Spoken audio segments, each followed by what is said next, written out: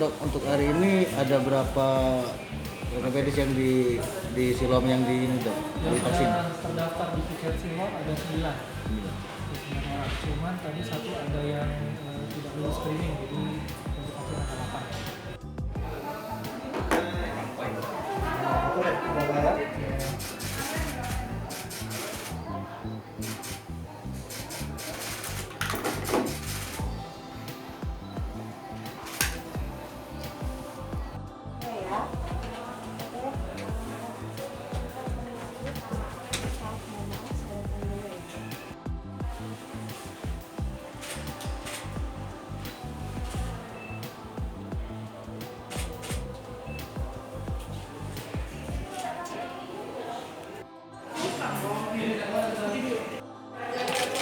Naik.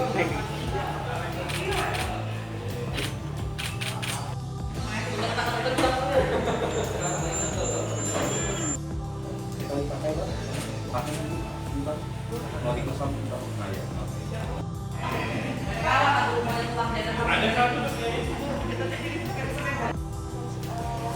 ya, nanti langsung ke bagian jadinya untuk melakukan vaksin.